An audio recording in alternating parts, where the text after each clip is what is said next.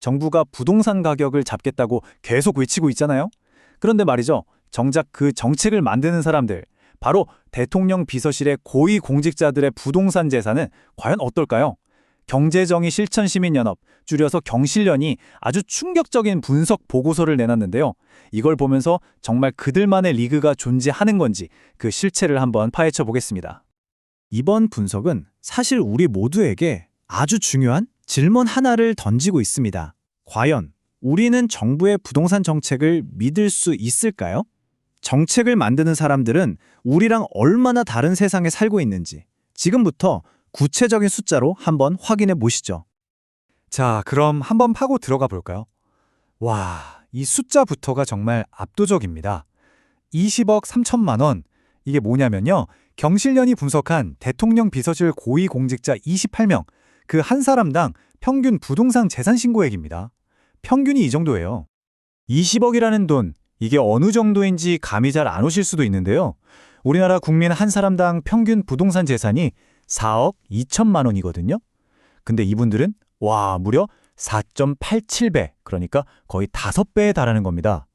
이 엄청난 격차, 도대체 어디서 오는 걸까요? 지금부터 그 속을 한번 들여다보겠습니다. 네, 거의 5배나 차이가 나는데 이 숫자들이 어떻게 구성되어 있는지 좀 더 자세히 들여다보겠습니다.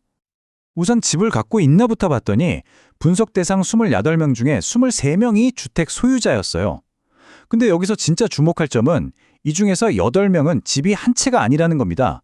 2주택 이상을 가진 소위 다주택자라는 거죠. 부동산 정책을 만드는 사람들 중에 다주택자가 이렇게나 있더니 좀 아이러니하지 않나요? 사실 이 평균 20억은요. 여기 보시는 몇몇 분들이 확 끌어올린 거예요. 상위 5명을 한번 보세요. 보도지원, 민정, 사회수석, 다 핵심 보직들이죠. 이 5명의 재산 평균만 따로 내보면 무려 54억 원이 넘습니다. 이게 바로 평균의 함정이라는 거죠. 자, 그럼 이 어마어마한 부동산 자산들 과연 어디에 집중되어 있을까요? 부동산은 뭐니 해도 입지 아니겠습니까? 특히 강남이었습니다. 이분들이 가진 집이 총 38채인데 그중에 절반이 훌쩍 넘는 21채가 서울에 있었어요. 수도권 쏠림 현상은 여기서도 똑같이 나타나네요. 자, 이제 서울에 있는 그 21채를 더 깊이 파고 들어가 보겠습니다. 여기가 이번 분석의 하이라이트라고 할 수 있어요.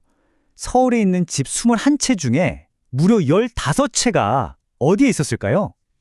네, 바로 강남 3구였습니다. 대한민국 부동산의 심장부라고 불리는 바로 그곳에요. 그러니까 이걸 비율로 따져보면요. 서울에 있는 집들의 70% 이상이 강남 3구에 몰려있다는 얘기입니다. 정부는 계속 집값 잡겠다고 하는데 정작 그 정책을 만드는 핵심 공직자들의 자산은 이렇게 강남에 집중되어 있다. 이게 바로 경실련이 지적하는 민낯인 거죠. 그럼 이 집들 전부 다 직접 살고 있는 걸까요? 실거주 목적일까? 이 부분에 대해서도 경실련이 의문을 제기합니다. 임대를 주고 있는지 아닌지를 살펴보면 대충 답이 나오거든요. 분석 결과를 보면 글쎄요, 꼭 그렇지만은 않은 것 같아요. 일단 다주택자가 8명이나 있었죠.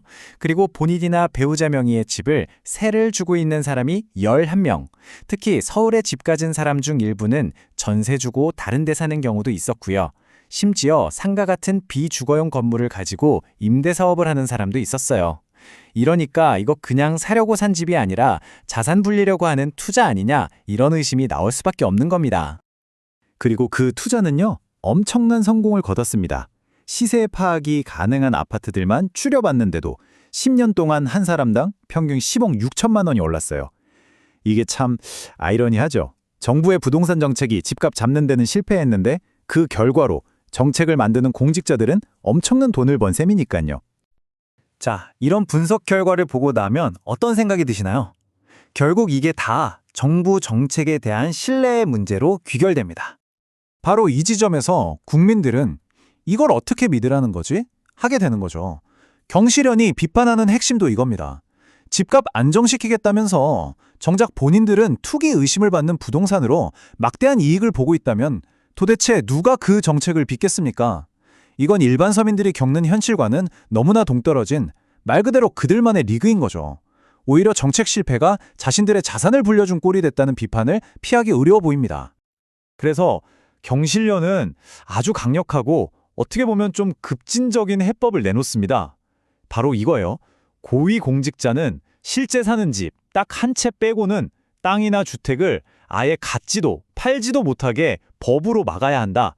이게 그들의 핵심 주장입니다. 여기서 끝이 아닙니다.